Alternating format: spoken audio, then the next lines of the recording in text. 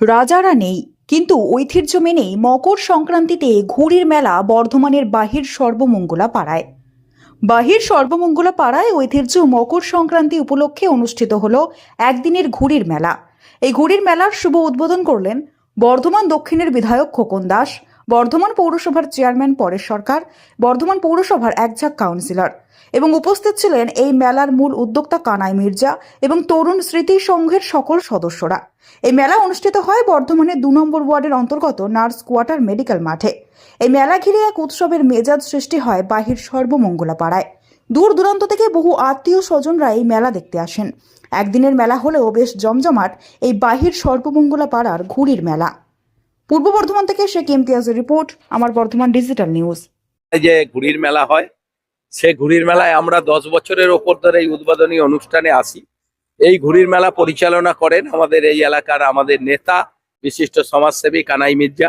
কানাই মির্জা তার সহকর্মীদের নিয়ে এত বড় ঘুড়ির মেলা প্রতি বছর করেন। আমরা প্রতি বছরই তার উদ্বোধনী অনুষ্ঠানে আসি। আমরা উদ্বোধন করে গেলাম সুন্দরভাবে, সুস্থভাবে। আজকে সারা দিন এই মেলা আনন্দের সঙ্গে কাটবে, এটা আমরা চাই।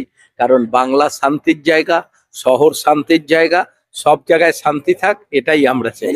শুধু এসআইআর এর মধ্য দিয়ে বাংলার মানুষকে শান্তি বিঘ্ন ঘটাচ্ছে, শান্তির জায়গা পরিবেশ নষ্ট করে দিচ্ছে বিজেপির মতো একটা রাজনীতি দল। নির্বাচন কমিশনকে সামনে নিয়ে তার বিরুদ্ধে আমরা মানুষকে জনমত গড়ে তোলার জন্য তার আহ্বান জানাই। আজকে যে মেলা হচ্ছে গত বছর ধরে হচ্ছে, এই মেলা উদ্বোধন কারা করে গেলেন, কারা উপস্থিত ছিলেন এবং মেলার তাৎপর্য কি? প্রথম হচ্ছে আমার ভাগনা প্রথমেই ভুল বলল যে মেলা দুবার হচ্ছে। মেলাটা আমার দাদুরা করেছে, আমার বাবারা করেছে, এখন আমরা করছি। এটা হচ্ছে কি যে বহু দিনকার মেলা।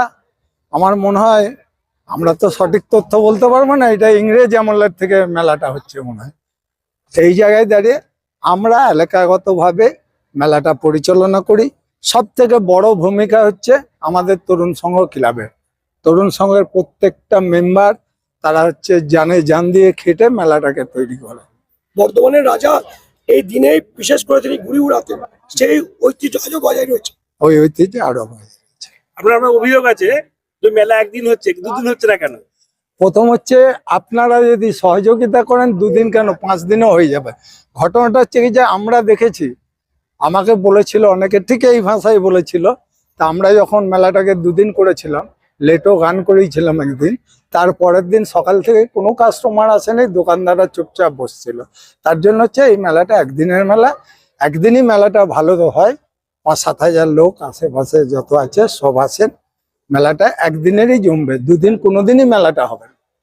বলছি বাবা, এই মেলা দেখতে এই এলাকার যারা বাসিন্দা বা পার্শ্ববর্তী এলাকায় তাদের কুটুমজন এসে উৎসবের মেজাজ আজকে 22 পাড়ায়। অবশ্যই আজকে উৎসবের মেজাজ 22 পাড়ায় প্রত্যেকটা।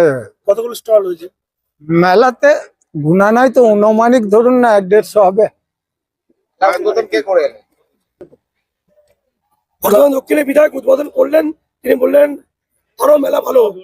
অবশ্যই বর্ধমান দক্ষিণের যে মাননীয় এমএলএ সাহেব আছেন খোকন দাস, আমরা ওনাকে যখন ডাকি তখন পাই। এবং হচ্ছে আমাদের প্রত্যেকটা মানুষের, শুধু 2 নম্বর ওয়ার্ড না, 35টা ওয়ার্ডের মানুষের হচ্ছে এমএলএ কে প্রয়োজন আছে, এবং এমএলএ কে এক ফোনে সবসময় পাওয়া যায়।